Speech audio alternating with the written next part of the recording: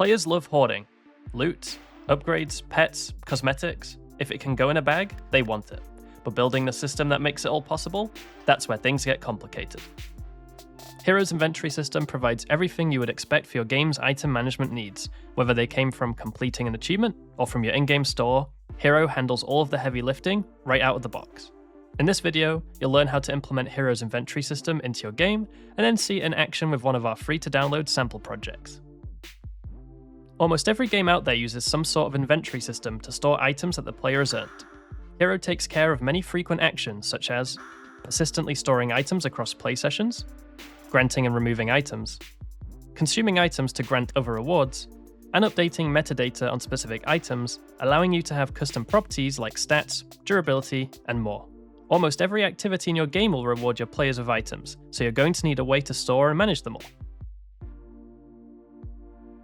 Let's say you're building your inventory system from scratch. You might think that all you need to do is handle storing and consuming items, but the problems start piling up fast. How do you persist item states between play sessions? Where do you write your item definitions? Plus hundreds of other scenarios you won't anticipate until you run into them. And that's just version 1. Adding an inventory system to your game isn't just about asking, how long does it take to build this? It's also, how difficult is it to maintain? How risky is each change? And how stressful is it for your development and live ops team? I think it's safe to say that most developers would rather spend their time making the game than worrying about all of these edge cases. Hiro was created as an answer to these questions. Hiro is a plugin for Nakama that handles all of the metagame systems that studios need to run their live service games. We're talking things like economies and in-app purchases, teams with shared progression, achievements, inventories, event leaderboards, and more. With Hiro, you're saving yourself the time and hassle of developing and maintaining these features by using trusted, scalable, and battle-tested backend tools. To help showcase the inventory system and many other Hiro and Nakama systems, we've been creating a bunch of sample projects that are available over on our GitHub and on our Unity Asset Store page. The links are down below. If you want to follow along with this project, go ahead and clone the repo or download it as a zip, and then head over to the Unity Hub. We've used Unity 6.2 to create these projects, and then you can head over to the Projects tab and open up the Unity Hiro inventory sample. We've used Unity 6.2 to create these projects, and then you can head over to the Projects tab and add an existing project from disk. Once you've done that, select the one you want to use, in this case Unity Hiro Inventory, and then open that up inside of Unity. So once you open the project for the first time, this is what you should see. We'll be inside of an empty scene, so we need to head over to the scenes folder and open up the main.unity scene file. Now you can see the inventory sample on screen, so let's maximize our window and hit play. As soon as we hit play, this is connected to a live Nakama instance running in Heroic Cloud. You'll see here that currently it's quite blank, but down at the bottom left, we can select from a drop-down many different items to grant to the player. So in this case, I'll select the gold stack, and I'll hit Grant Item. It then asks how many I want to grant, so I'll select 5 and hit Grant Item. And now you'll see the player has gained 5 gold stacks. We can select that to then highlight the item. You can see all the information about the item, such as the category, the name, the quantity we currently have, and then we can see the description, whether the item is stackable, which it is, consumable, which it also is, and we'll get to that in a minute, and then the max stack of how many we can have at once. And then we can also have extra metadata that's completely custom, such as rarity in this case is common. Now, as this is a consumable item, let's hit Consume Item, say we want to consume 2 of them, and hit Consume. You'll then notice that 2 of those went away, and my gold increased. That's because the gold stack item is configured in such a way that when you consume it, it rewards you with gold.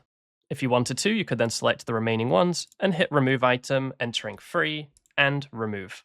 We can then also try with a different item. As an example, we can go to the Iron Sword, grant 1 of those, select the Iron Sword here, and as you'll see, this is not stackable and not consumable, so we actually can't consume the item, but it does have even more metadata which can be used in your gameplay systems, such as defining the equipment slot to be the right hand. So of course, feel free, if you've downloaded the sample project, to have a go playing around with the other items. And if you're curious about how we've actually configured these, you can head over to the GitHub, or go into the folders that you've cloned or downloaded, and head into the Nakama plus Hiro folder, and then into the definitions dev1, and then over here we have base inventory.json. This is where we've defined all of the many items you just saw. So of course we could go here to the gold stack item, and you'll see here a stack of golden coins, so shiny. We have all of the category, max count, stackable, consumable, string properties. Everything is all defined here for you to have a go and look around. Importantly, you'll see here we have the consume reward, which then has a guaranteed currency reward of coins where the min is 100. So we always get 100 coins when we consume a gold stack. And now I think it's a good time to go look at the code. So let's head back over to Unity, stop running the project, exit full screen mode here, and we'll go back to the assets folder, inside to the scripts folder, and we'll open up the Hiro inventory coordinator script. So here we are inside of the code. Now this is the Hiro coordinator, the entry point of the application, and you'll see here at the top, we define some credentials. These are the ones used to connect to the backend server. So by default in the code here, we have the localhost values, but inside of the editor, you can input the values you want to use to connect to a live server. By default, the project does connect to the live server that we have deployed in Heroic Cloud, and if you want to learn more about how to deploy your own Hero server locally, then check out the links below. We'll have a link over to the documentation. As for what we're actually doing inside this script, if we were to scroll down, you'll see here we override a function called create systems async, and the important part to focus on here are where we register the necessary Hero systems. So this is where we create our systems container, and then we also register the inventory system and the economy system, as these are the two that are required for this sample project. The inventory system handles the storing of the items, the consuming, the removing, and the economy system allows us to have our currencies. So in the example of consuming the gold stack, giving us currency, that is done via the economy system. If we then scroll down some more, you'll see here below the authentication, which we won't focus on, we have the system initialize completed. So once they've all initialized, we raise an event here, we invoke this event, and that means that our other scripts with the UI can begin. So the place we are listening for this event from is over in the inventory view behavior script. So you'll see here, when the event is invoked, we then call on coordinator ready. So basically what it does is it gets access to all the relevant systems it needs. It then handles all of the user interface initialization. Now, if you want to learn how all the user interface works, feel free to have a look through the scripts, mainly the scripts ending in view, but we can focus on the inventory controller for now, because this is where we actually interact with Hero itself.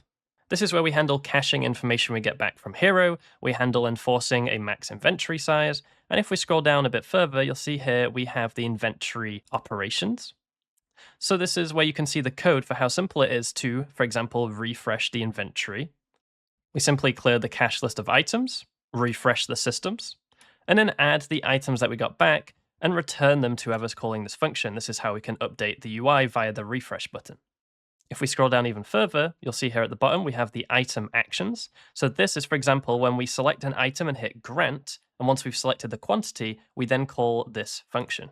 So we have our list of items that are known to the player, so the codex items, and then we figure out which item from the codex they've selected based on the index, that's whichever one they've selected from the drop-down list. And then eventually down here, we call inventory system.grant items async, passing in the items, which is a dictionary of item IDs and quantities that you want to grant the player. So you can do a single add here, or you can do a batch operation. Another useful one to focus on, if we scroll down a bit further, you'll see down here, we have the consume item async. So when you actually click on an item and consume it to gain a reward, all you actually have to do here is call inventory system.consume items async. And like earlier, you have a dictionary here of item IDs and quantities that you wish to consume. And then after consuming an item, that will automatically refresh the inventory system to get an updated inventory state. But because items can also reward you with currencies, we do a manual refresh of the economy system just to make sure that the UI at the top right does have an accurate display of your currency. We then also have a function here for removing an item. So you see here, we simply have the quantity of the item we want to remove. We know which one is selected because we keep reference to that when the player selects an item in their inventory. And then we're simply doing a negative grant. So this is how you remove an item in Hero. You call grant, but you pass in a negative quantity. And that's about everything for the code related to the player actions. Everything else here is just to make it feel good to use, and it's all about the user interface. So again, you can download or clone the project and have a look through and let us know what you think. Hiro's inventory system is your complete solution for item management, making it trivial for players to earn, collect, and use rewards throughout their gameplay. With Hiro, you get battle-tested systems that handle the hardest parts of metagame design, freeing up your team to focus on the thing they care most about, finding fun. Try the sample project yourself by downloading it from GitHub. We've included the links below. Thanks for watching, and we hope to see you around.